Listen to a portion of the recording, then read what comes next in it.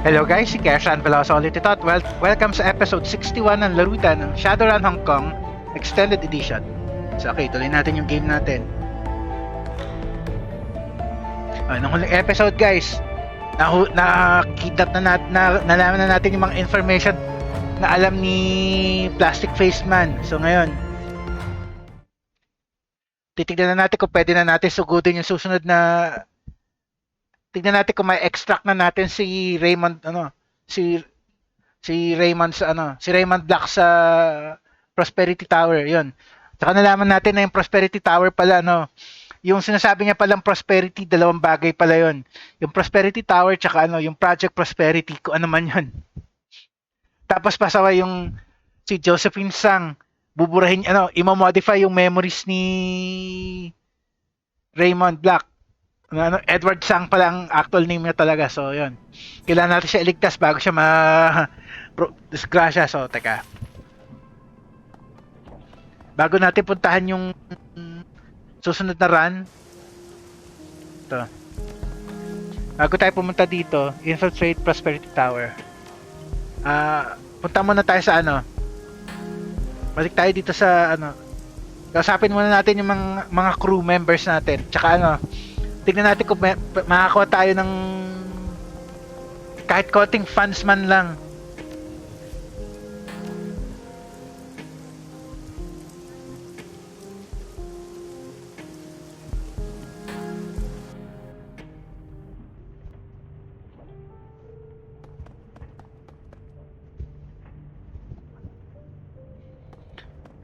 Examine muna natin. Your workstation emission computer. The call bluetooth of the tones of the workstation's main menu fills the screen. Naka Windows 10 or 11. Blinking message in the upper right corner notifies you that you have 0 messages, unread messages. Wag na. All messages. Jobs directory. Wala na eh. Shadowlands BBS. Okay. Claim payment. Kano? 300 lang? Kulang pa rin yan. Wala tayong pay data eh. Keywords. Ayun, meron. Thread landfall. T-24. We are T-24 hours for Typhoon Usagi to cross ashore. I am signing off until tomorrow. Sometime, see attached list of met sites if you wish to follow storm progress. Met site siguro, met site siguro yun? Meteorological siguro yun. White prism. Typhoon Usagi's periphery will strike Hong Kong within the next 24 hours, with the eye crossing ashore near the Pingshaozen megaplex, 80 kilometers southwest of Hong Kong. Usagi has weakened, but meteorologists warn it is still a very destructive storm. Severe damage and flooding are expected in the direct storm path. We now go to a special warning from the Hong Kong Police Force. The Hong Kong Police Force and the Security Subcommittee of the Executive Council advise all residents to shelter in place and stay connected to Matrix hardlines. A curfew is in effect beginning at 1600 hours, bali alas 4 p.m. Strong electromagnetic interference is expected, shutting down wireless communications. Hong Kong will experience moderate winds and extreme heavy precipitation. Landslides and minor runoff flooding are expected. Citizens are advised to avoid hillside roads and under no circumstances to enter drainage troughs or troughs, even to recover lost belongings or to attempt rescue. Call emergency personnel who are specially trained and equipped to save lives. The automatic sick join wall was activated at 6:30 this morning and enclosed Victoria Harbor, blocking incoming waves and limiting the storm surge. Experience in the harbor to 1/2 meter. The Port Authority indicates that its seawater pumps capacity will be easily sufficient to prevent a destructive rise in harbor level, but rolling brownouts are likely as electricity is routed to the seawall's pump arrays. Hindi kaya hindi kaya tong bagyo na to kasi nga ano siya sentient siya Hindi kaya siya papunta rin doon sa Prosperity Tower. Parang biglaan lang hindi siya natural Why has everybody gone on the boards? Kongming. Does the term crunch mean anything to you? Blood Meridian. People are running. Won't all the security forces be on the high alert during the storm? It's a sheer question of resource coverage. Kongming, like arson all UCAS cities in Halloween, there are innumerable targets across the Kong. High alert can be maintained at an even fraction of them through a typhoon. This is the fight the A teams on both sides always know is coming. Si Kongming ulit. But can't the Corps just plan ahead and hire more people? Blood Meridian, are you there? Anyone? Wala na. Meron pa? Wala na. Okay. Ang baba pa rin ng fans natin. Hindi ko mabibili yung pinaka-strongest na cyber deck. Tingnan natin, teka. 2, 3.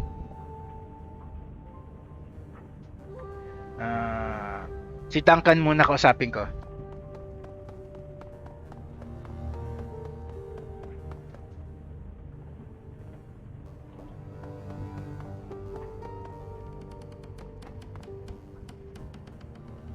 The dunking of metal followed by grunts from hard exercise erupts from the hatchway of Wu's cabin.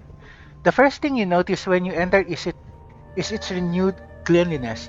The food cans are gone, and his equipment is neatly laid out on his bedding, everything in its place.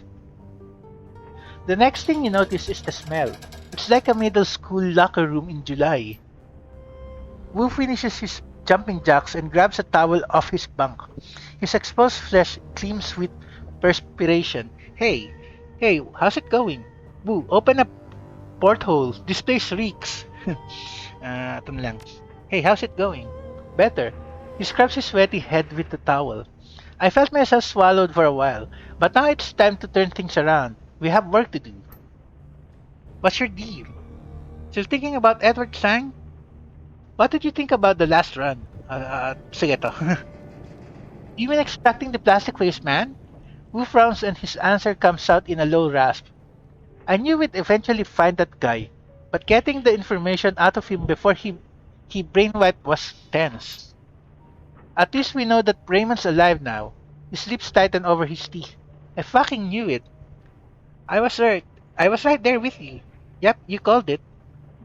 Now we need to get him out of Prosperity Tower before Grandma reprograms him. Yep, you called it. My gut said that we were being fed a lot of bullshit. Got to be right. For once. Ito na lang. Man, she sounds like a piece of work, doesn't she? Maybe we'll get to say hi when we bust into her headquarters. He grabs his goggles off his bunk. I wanna see if there's a family resemblance before I drop her.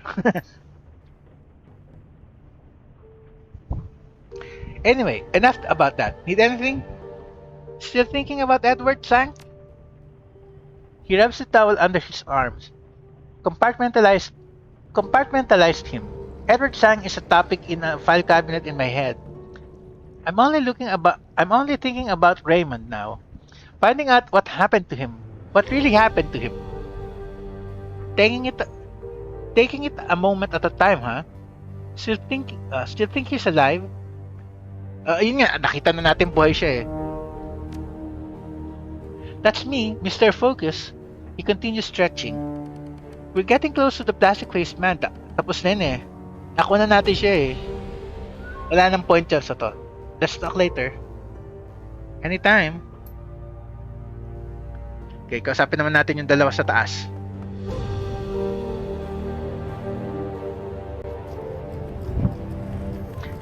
Unahin ko muna si Gobet bago si Isabel.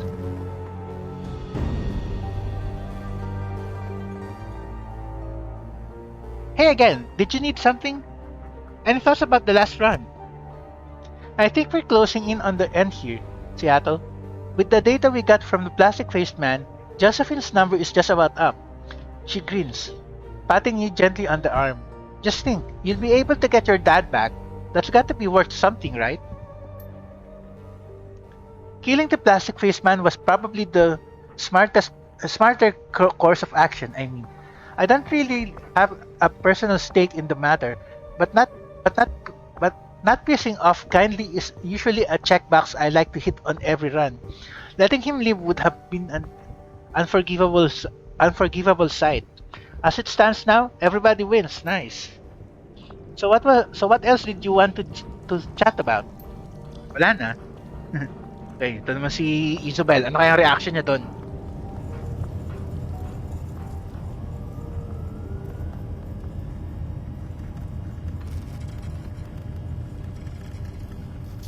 Isabel glances up at you. Her expression is grim. Bakit kaya? Tang, I've come to a decision. I want these memories out of my head. They're an unpleasant distraction, and I was happier without them. At tapusin lang natin tong mission natin. When this is all over, I'm deleting them. To hell with locking them away again. I'm gonna purge my childhood altogether. Shred the memories and move on. As an added bonus... Dali lang guys. Okay. As an added bonus, it'll clear up a lot of headwear memory. I'm thinking that I could store something Simpsons record. I'm thinking that I could store some Simpsons recordings up there. Maybe make it so that when I try to remember my past, I get summers on the beach instead of sorrows and pain. If you think that would make you happy, then I say do it. They're your memories and it's your decision. So rather than facing your past, you're going to run away from it again? These memories are a part of you, and they've changed you. Purging them will kill that part of you again. So you want to replace the truth with a fantasy? Escapism. Ito na lang. Oh yeah? Good. The part of me that knows this shit would be better off dead. The rest of me will be a whole lot happier too. Yeah, sure, I saw shit in the Barrens that I'd probably be happier to forget too. But living through those experiences made me stronger. That might be true. I'm not in a position to say. You're probably right. In your place, I'd likely do the same. I just wanted to be sure that you thought it through. Ito na lang. Good for you. I don't want to be strong. Not if this is the price. I'm the one who has to live with this thing. Don't waste your breath telling me not to get rid of it. Okay? Hindi niya trip. She squeezes her eyes shut, rubs the bridge of her nose between thumb and forefinger. Anyway, I guess that you're here with more questions, right? Let's get them answered then. Ito na muna. Any thoughts about the last run? We're close, Tang. We're so close I can taste it. A few more hours maybe, a day or two, and you'll have your father back. Josephine Tsang is going to get what's coming to her. For you, me, and especially for Nightjar, Gutshot, and Carter. And we've got the plastic-faced man to thank for it. I wouldn't have killed the plastic-faced man if I were in your shoes. He was a guy doing a job, just like us, but it was your call, and he knew the risks when he decided to get into this life. I can't fault you for it because you're not me. Just remember that everybody out there has a story even if you don't know it. Eh, problema nga, sinabi ni Kindly Chang na patayin siya eh, kaya wala rin tayong choice doon. Medyo di ko na trip tong si Isabel ah. Buti ba si Gopet eh. Di bali, ako naman yung designated decker na eh. Anything else you need to know? You wanted to know? I have a question about the World City. Alright, go ahead. Is there anything else that you can tell me about the Yama Kings?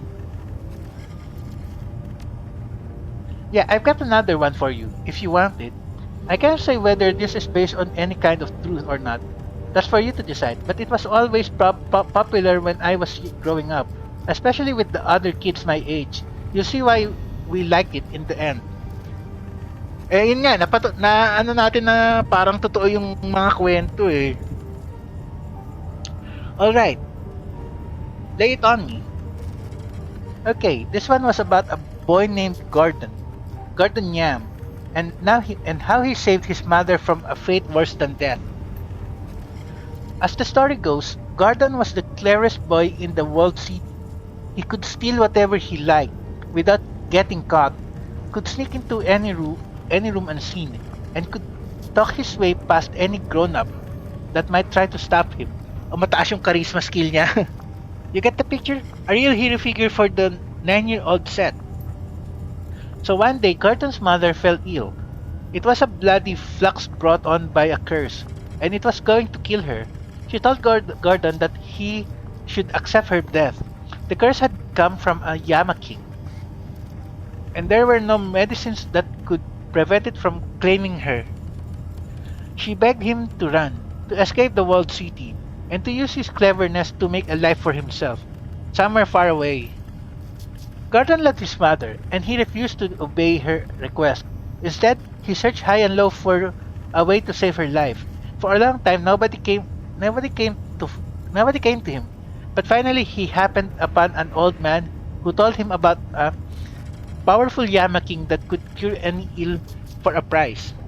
Which Yama King? One of the ones that you've told me about, or a different one? Malamang.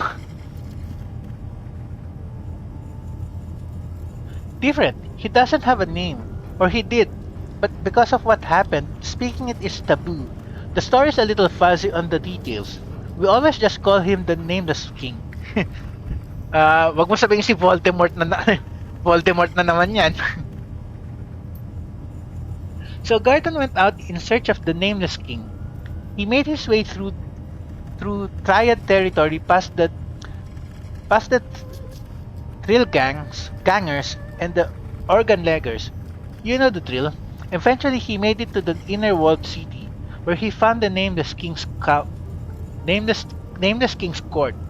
The human servants of the Nameless King took Gordon to stand before the creature they worship, and Gordon proposed his deal.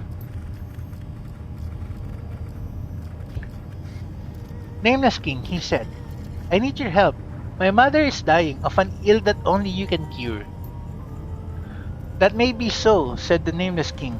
But what is it to me? What will you offer me if I spare her? If you will restore her to health, I will join your court. In repayment, I, the cleverest boy in the walled city, I will serve you loyally and well. The Nameless King was excited then, for he knew of Gordon's cleverness, and he coveted the little boy's soul. Gordon pulled a braid of his mother's hair from his pocket and held it out before the Nameless King. A lock of my mother's hair, O King, he said.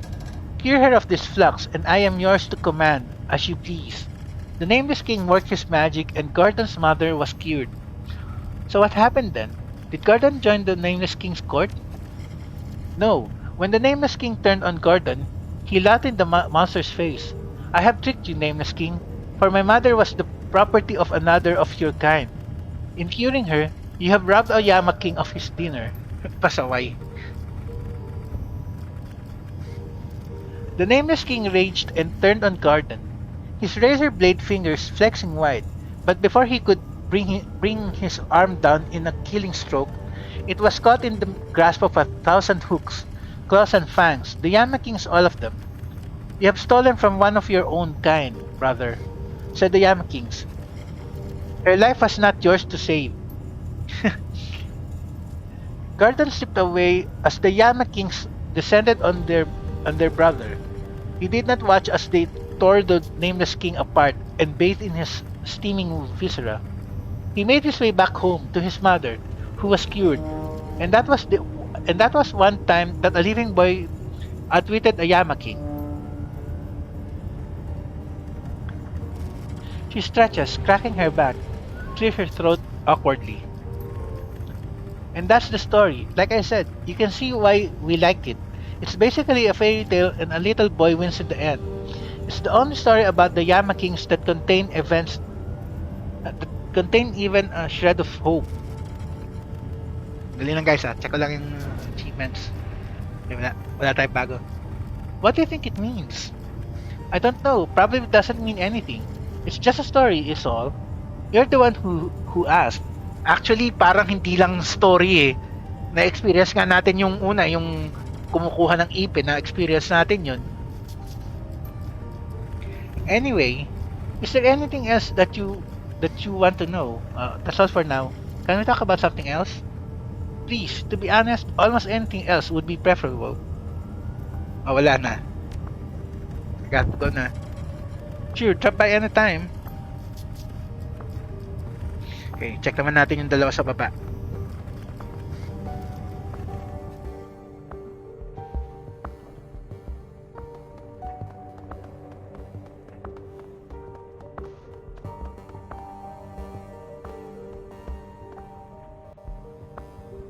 Ikaw muna. Practice shop is all alive with motion. Wall-mounted tools hammer and spark, each according to its own rhythm. The cacophony reverberates in the metal confines. The converted engine room attacking your eye of the converted engine room attacking your ears as the light of acetylene torches stabs your eyes.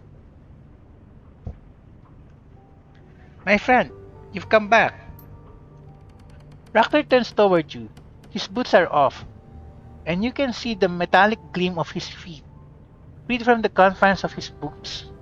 The appendages have unfolded, clawed, creeping toes splayed out in all directions, at least 8 to a foot. Dami 8 to a foot. They look alien and predatory, like the talons of some great carnivorous bird. I wasn't convinced that you'd want to continue our little chats after the last time. From under his desk, a glint of light catches your eye. Koshei, I'm glad that I was wrong. Are you kidding? I wouldn't miss out our talks for the world. I debated it. In the end, curiosity won out. The vote's still out on how wrong you are, but it didn't feel right to leave it where we did. Ito na lang. I'm pleased to hear you say so. I rather enjoyed them myself. He turns the sound of metal on metal filling your ears. So what shall we talk about? Doctor, what's up with your feet? I see that the shop is up and running again. What are you working on now? I have questions for you about something that you mentioned last time. Wala naman siya doon sa run eh. Wala lang. More options for Koshei as always. He's still far from perfect, but every iteration inches him closer. Okay. What's up with your feet? The replacements that I was fitted with all those many years ago. The many talon-like toes that splay out from his feet claw at the ground, scraping against the metal flooring. They have been modified somewhat between then and now, as you can see, improved. I don't know if I'd call that an improvement. Those are amazing. I want a pair. What animal did you base your redesign on? Eight fingers kada ano yun? What animal did you base your redesign on? The claws were inspired by the harpy eagle. Quite a majestic creature, a hunter primate, you know. He smiles. The quantity was driven by artistic license. Impractical perhaps, but they pleased me All the same. Sige, tanong tayo. Ano kayang tanong yun? The corner of his mouth lifts into a wry smile. Yes, I imagine you do. Go on ahead. Go on then. Ask away. So in your ideal future, people without empathy, morality, or humanity will replace the rest of us. That sounds about right. If what you believe is true, if people with your condition will inherit the earth, how long do you think that can last? You said that you were diagnosed with a diagnosed as a psychopath when you were 8. What led to that diagnosis? Ito muna. My mother had me tested. She'd always kept a watchful eye on me, obsessively so. Truth be told, it was a rather poor way of experiencing of it was a rather poor way to experience childhood. Why was she watching you? What did you do? She shouldn't have kept you under observation like that. You were just a kid. She was following you for good reason, I'd say. Very little. She blew my childhood behaviors out of proportion. I'm afraid. The woman had always been motivated by fear. He sighs. He had her reasons, I suppose. What reasons are you talking about? Define very little for me. Ito lang muna. A neighbor had a pet rooster. It would crow at strange hours and wake me up. It woke everybody up. We all hated that rooster, he shrugs. So one day I cut his throat with a hobby knife. Did this bird had a name? Your mother sent you to a shrink for killing a bird? That seems like an overreaction to me. You killed a neighbor's pet. That isn't very little. Ito na lang. To me as well, but I think that she was more disturbed by what I had done for the body. I was studying it. You see, the internal structure, the underlying anatomy of the wings and neck and breasts and breast. I found that the hobby knife made an excellent scalpel. It was all very informative until I was caught. Ah, normal lang yun anong psychotic doon? Normal lang sa bata ang maging inquisitive eh. My mother, well, she didn't take well to seeing the animal's vivisected carcass. One look and I could see it in her eyes. Grim certainty and a sense of righteous justification for a lifetime of suspicion. She hauled me before a psychiatrist the next day. So after you were diagnosed, what happened? Magandang tanong yun. Ano ba yan? He shrugs. I learned what was expected of me. The doctor was very helpful in that regard. He offered false hope and placebos, and false promises that he could cure me if my family met his price. And to me he offered an escape. All that I had to do was play along, and my problems would be solved. I wasn't It wasn't difficult to pretend that I had been cured. Once I understood the outward signs that my mother was looking for, I was able to ape them well enough. In time, my mother came around. So you lied then. You pretended to be cured when you weren't. In your place, I'd have done the same thing. O tama, ganun. May point ka doon. Of course you would have. Anyone would. Not everybody would succeed, of course, at the risk of sounding immodest. My natural talents for acting and mimicry are quite impressive, and I had an incentive to play my role well. My grandmother lived out his final. My grandfather, kala ko mother. My grandfather lived out his final days in Black Dolphin prison. Do you know the place? No, is it anything like a Supermax prison in the UCAS? I have heard stories. Ito na lang. In terms of conditions, it's far worse.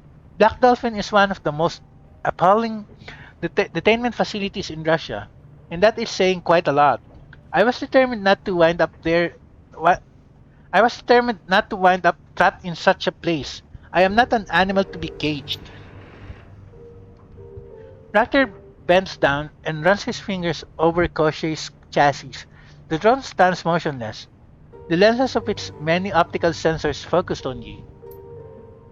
In any case, there you have it. I am glossing over many of the details, of course, but I'd rather not discuss my childhood any further. Instead, let us think to the future and to the promise that it holds.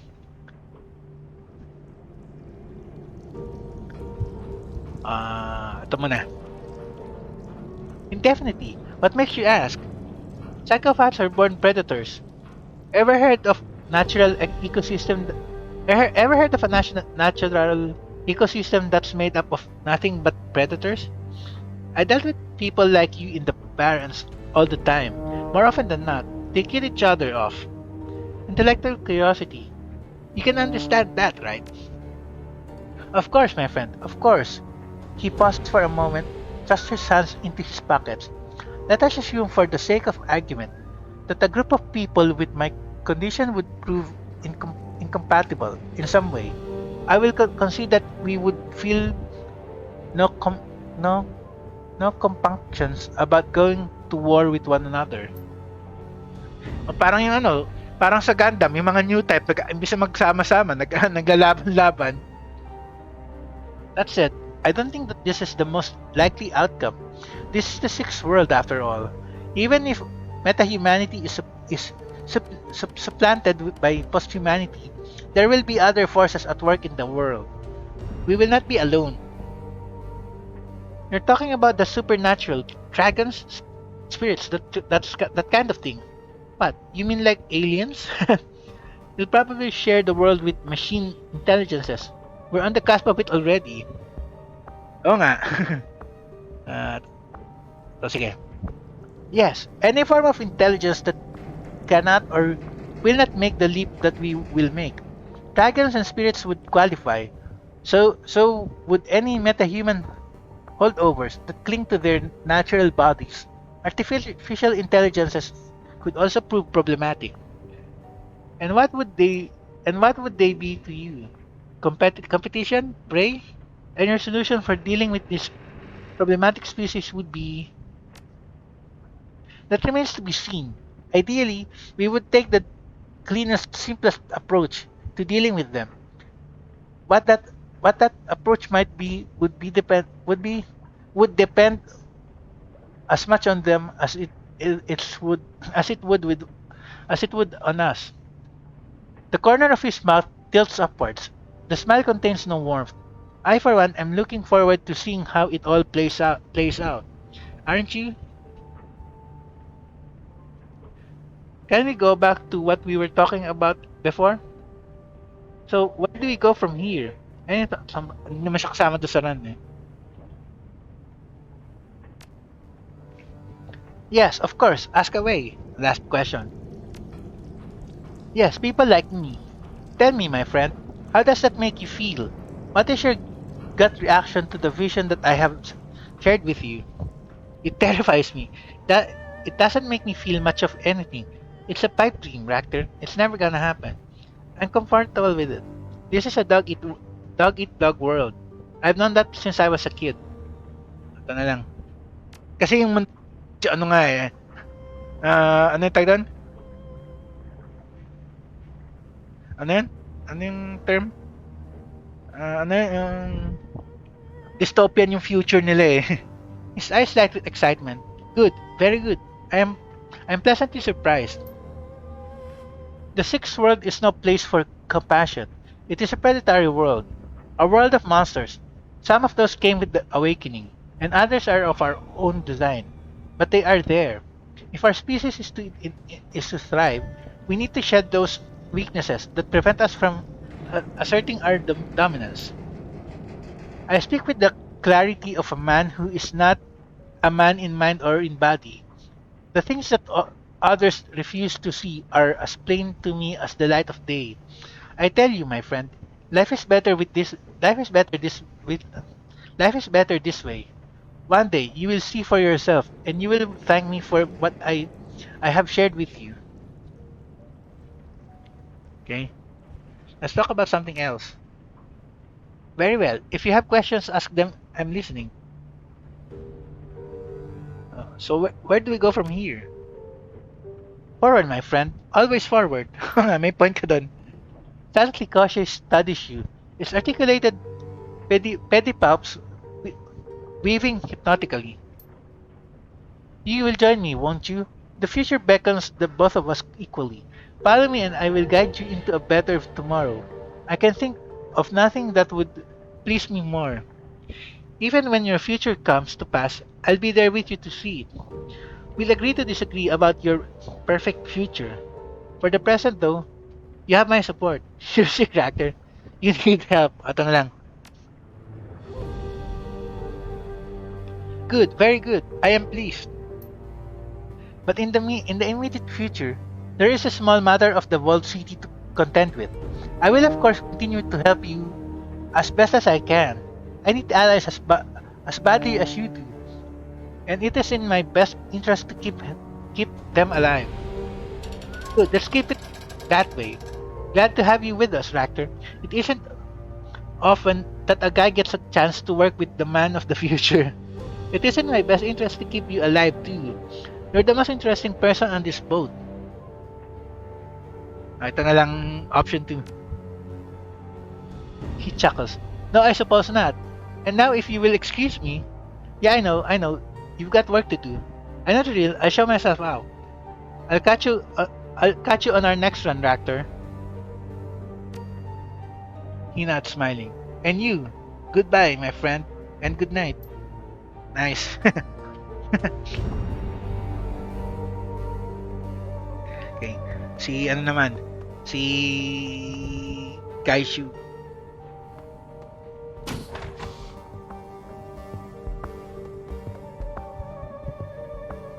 Welcome back. What can I do for you, Tank? Well, hindi naman natin siya kasama eh.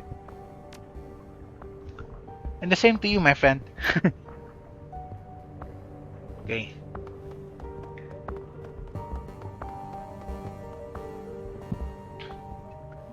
Susubukan ko mag-trade ng items.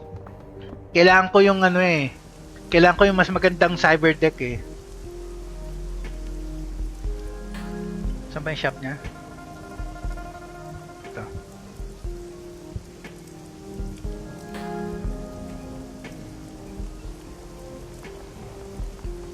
Tignan natin kung makakapag-ipon tayo.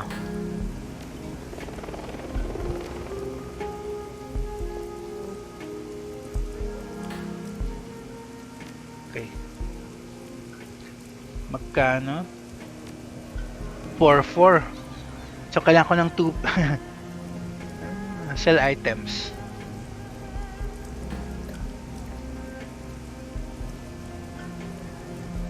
$75.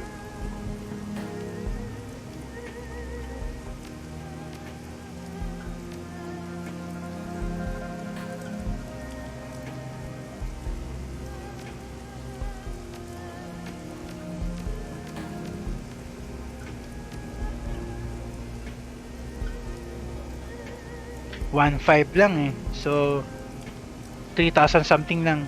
Kulang pa. Wag na lang. Kulang pa rin talaga, pasaway, sayang.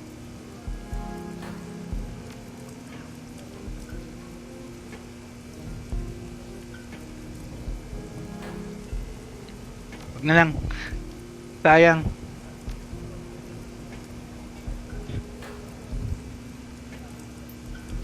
Sige, start na natin yung final mission. Actually, save na natin doon sa area doon.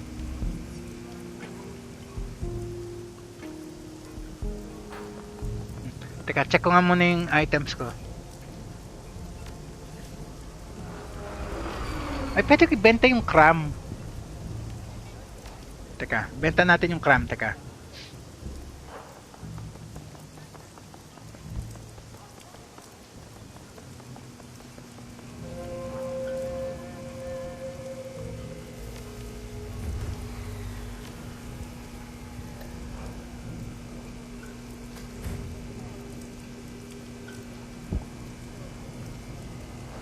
At pwede ko benta itong dalawang to.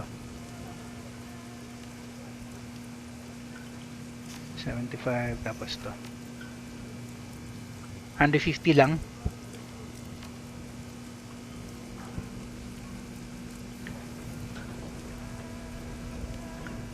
$4,000 something lang.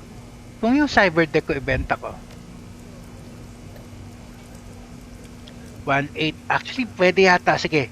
1.8. So, 3, 4. Pwede. Sige, benta ko na lang to tsaka ibang items ko. Tapos, sige.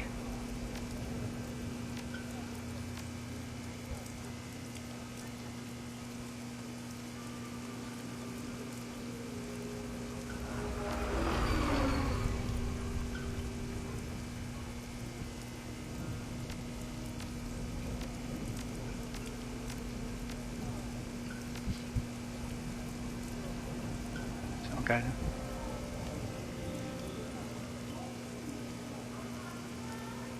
Kailangan ko kasing gear ko eh.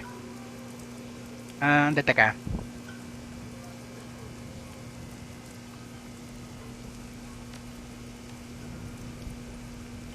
$5K pa rin.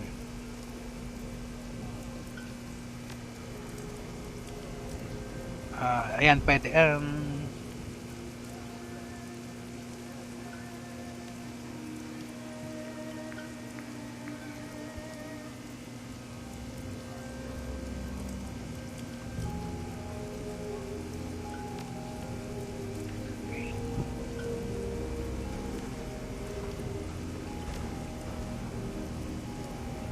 Ayan, pwede.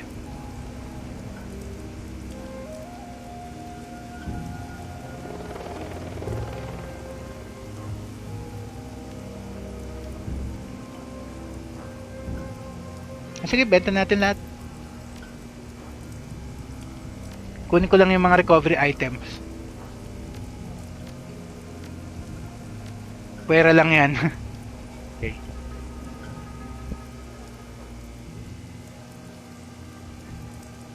Okay.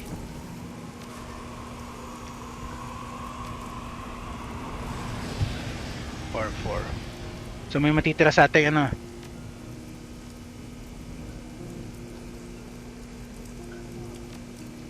Okay, kailangan ko yan. Ayun, andun na.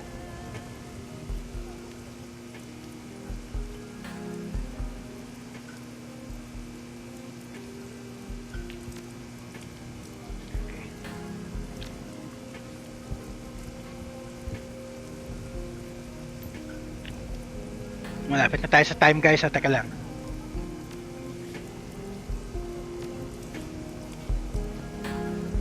Nice. Ay, yung ano, mas matino na yung cyber deck natin yan. Teka.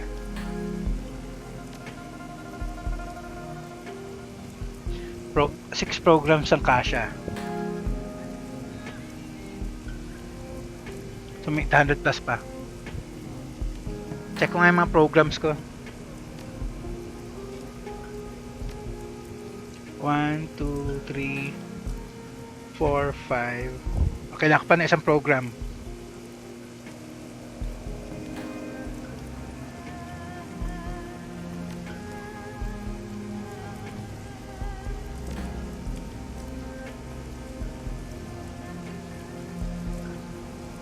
Ano to?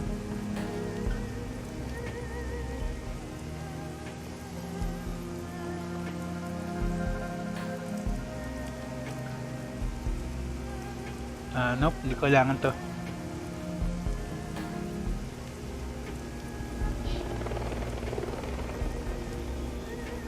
Ito, downgrade ang kailangan ko. Saan yung downgrade 3?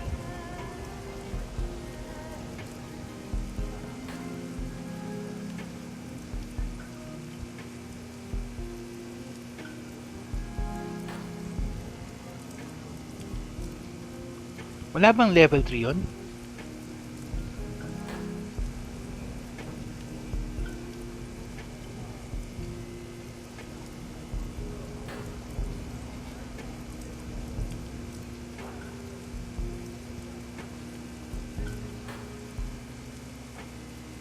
Ayun, meron. Kala ko wala eh. Kana? 300 lang naman ah. Sige, go.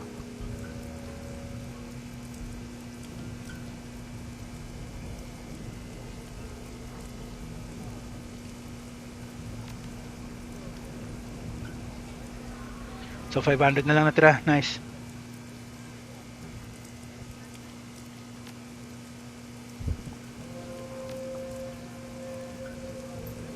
Check ko lang yung gear ko lahat. Teka.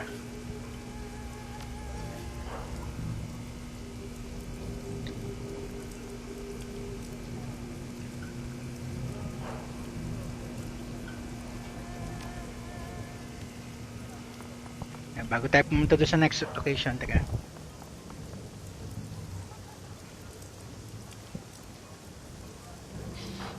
Timer na guys, pero teka. Bili muna tayo ng...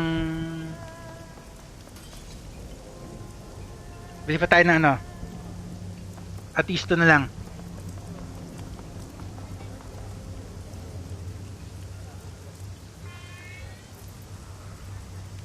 Ano, teka.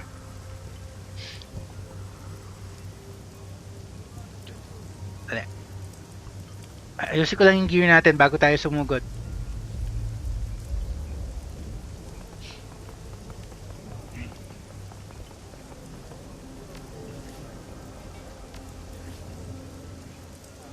Ba to?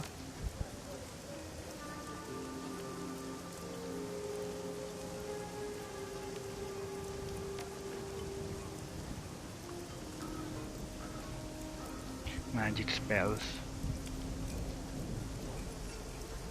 Tingnan ko kung pwede, ano, check ko na lang muna, teka. Meron pa siya isang, ano yun, pwede kong gamitin yata eh.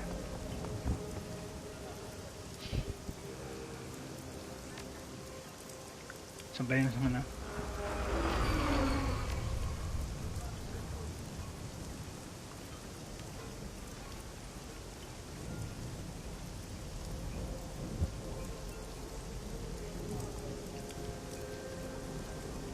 Di ba may pa isa na pwede?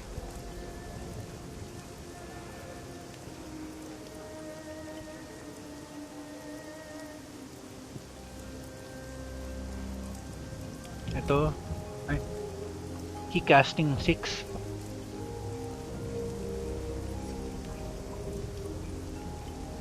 That does low damage but slows the target and reduces their aim.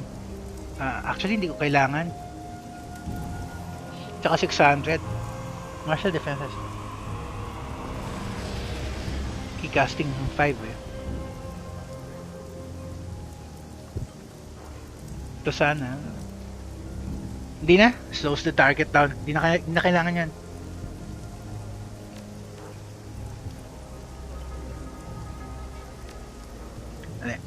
Sige, bilhin na lang tayo ng ano, ng trauma kit. Tapos end na natin yung episode.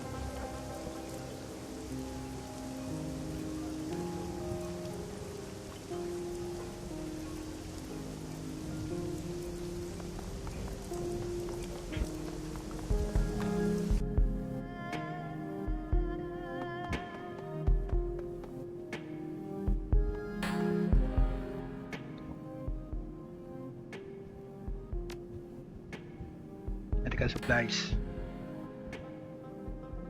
Hindi rin pala tayo makakabili. Wag na lang. Wala rin eh. Gold lang eh.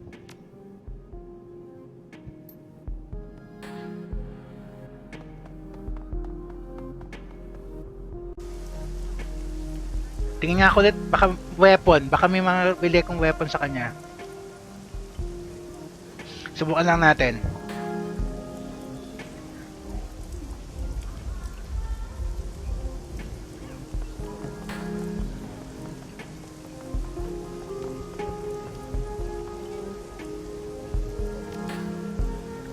Outfits. Wala eh. Wala na eh. Weapons.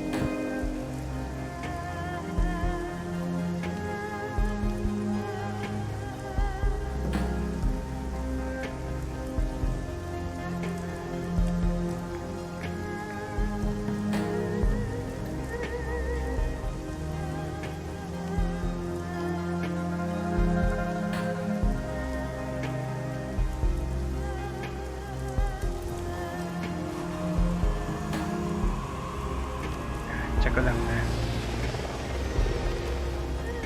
Ano yung gamit natin?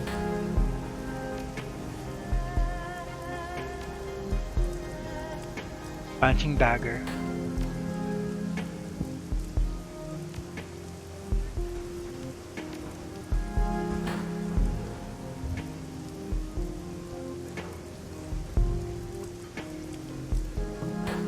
Close combat, tsaka keycasting 5. Close combat 8. Wala na palang pwede bilhin din. Pasaway. Nga lang. Okay, punta na lang tayo sa...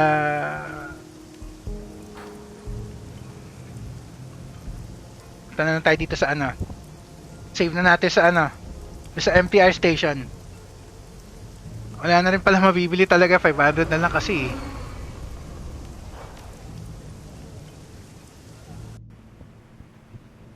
End na natin dito. Haba ng episode natin. 1 hour na naman.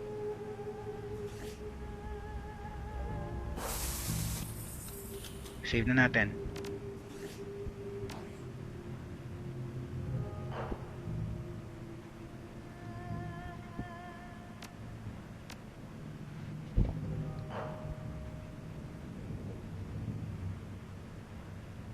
Okay.